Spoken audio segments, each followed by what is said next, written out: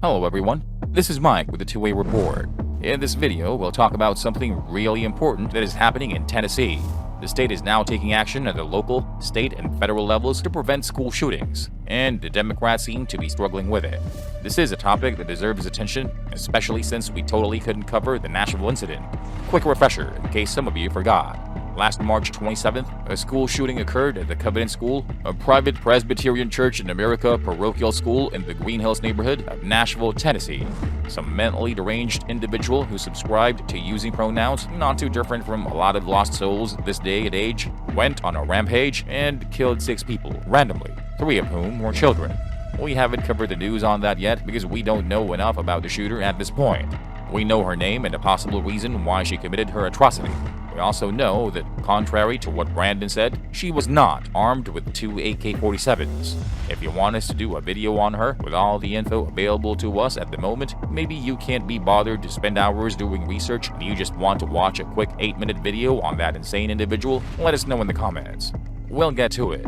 It is likely that those who oppose the ownership and use of firearms, the anti-gun libs, did not foresee the actions that have been taken and are currently being implemented by the state of Tennessee. Furthermore, the state is pushing for similar measures to be adopted at the federal level. Thus, it is worth taking a look at the existing policies and regulations regarding guns that are already in place in Tennessee. Those libs in Tennessee probably aren't aware that efforts to ensure the safety of students in schools have been underway for some time, as evidenced by the implementation of the Tennessee Safe School Act of 1998. If you want to look it up, it's TCA 4964302. This legislation involves a significant investment of millions of dollars in both public and private school systems to fund the employment of school resource officers.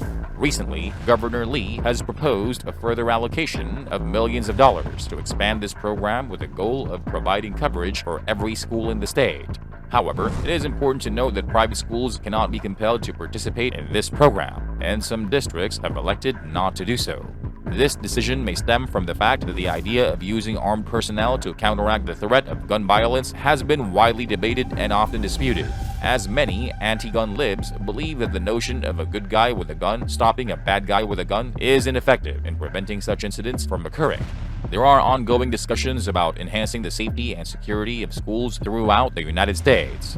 Specifically, both of Tennessee's U.S. Senators, Marsha Blackburn and Bill Hagerty, have recently proposed the Safe Schools Act, which seeks to implement measures aimed at safeguarding students and educators in school, not just in Tennessee, but across the country.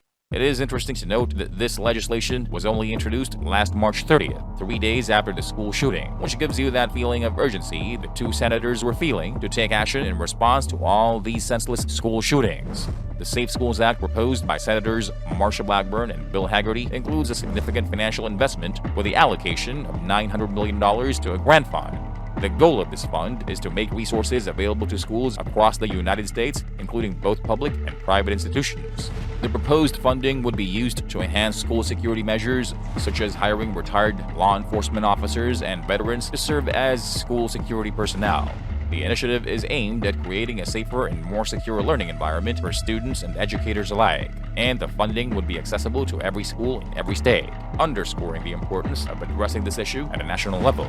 Under the proposed Safe Schools Act, retired law enforcement officers and veterans would have the opportunity to serve as school safety officers, with the states having the option to train and certify them for this role.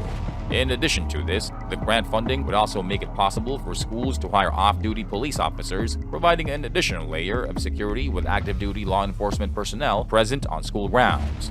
These measures would not only enhance school security, but also provide valuable employment opportunities for retired law enforcement officers and veterans looking to make a positive impact in their communities. One of the key benefits of the Safe Schools Act is, again, the $900 I mentioned earlier. It would provide a source of funding to support the hiring of retired law enforcement officers and veterans to serve as school safety officers. This represents a significant opportunity to leverage the experience and expertise of individuals who have already served their country or community in a protective capacity. These individuals possess a unique skill that can be applied in the context of school security, and their presence on school grounds could help prevent school shootings from occurring in the first place. There are countless Army veterans who are willing and able to safeguard our schools free of charge, which means some of the funds can go to purchasing the best personal defense firearms, ammo, and protective gear for them. By arming these patriots to watch over our schools, we can take proactive measures to protect our children, the most vulnerable of our citizens, against those cowardly, deranged nihilists. There may be some who wonder why the proposed Safe Schools Act has not yet been passed into law, particularly given the potential benefits it could provide in terms of enhancing school security and preventing violent incidents. Well, that's because Democrats are hesitant to support such measures. That's because these types of incidents can be seen as politically advantageous for them. They may point to the examples of individuals like David Hogg and Al Sharpton who have garnered significant attention and financial gain by speaking about Second Amendment issues in the wake of tragic incidents. Nevertheless, the proposed Safe Schools Act could put a stop to these types of incidents and the political grandstanding that often follows them.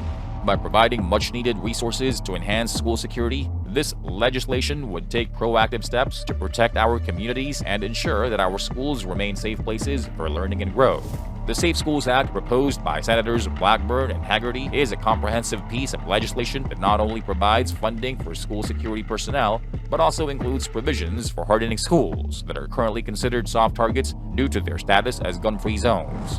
The authors of the bill recognize that these types of zones can actually make schools more vulnerable to violent attacks, and thus purpose the allocation of funds to implement measures such as camera systems, metal detectors, and reinforced perimeter locks to enhance security. Anti-gunners argue that gun-free zones are an effective way to deter violence, but the reality is that determined attackers often target such zones precisely because they know that people in these gun-free zones are sitting ducks. The tragic events that occurred in Nashville serve as a stark reminder that no amount of security is foolproof. So it is of utmost importance that we take proactive steps in protecting our communities to prevent future tragedies from occurring. Tennessee's efforts at the state, local, and federal levels demonstrate a commitment to this goal and should be commended. The importance of passing the Safe Schools Act cannot be overstated. These measures represent a significant step forward in terms of enhancing school security and preventing violent incidents from occurring. It is heartening to see that Tennessee is taking a leadership role in this regard, and citizens can take action by contacting their elected representatives and expressing their support for this critical legislation. It is crucial that we move beyond the rhetoric and take concrete steps to protect our children and educators. If you believe in the importance of providing real protection for our schools and communities, then we can encourage you to call Congress and make your voice heard. Let us work together to create a safer and more secure future for all. We encourage you to reach out to your elected representatives, both at the state and federal levels, and urge them to support the Safe Schools Act proposed by Senators Haggerty and Blackburn of Tennessee. This critical piece of legislation would enhance school security measures and provide funding for initiatives such as hiring retired law enforcement officers and veterans to serve as school safety officers, and implementing measures to harden soft targets and as gun-free zones. It boggles the mind why anyone would oppose such measures aimed at creating a safer environment for our children and educators. We implore our elected officials to sign this bill into law without delay and demonstrate their commitment to the safety and security of our communities. While you're at it, ask all the people who push back against the proposed Safe Schools Act and argue that only military and police personnel should have guns. This legislation provides an opportunity for retired law enforcement officers and veterans to use their training and expertise to help secure schools and protect our children and educators. And we've reached the end of this video. For more updates on the Safe Schools Act on the federal level, or if you're one of the many veterans who would love to guard our schools, comment down below. Please help the channel grow by clicking on the like, share, and subscribe buttons, and click on that notification bell too while you're at it. Thanks, and have a good one.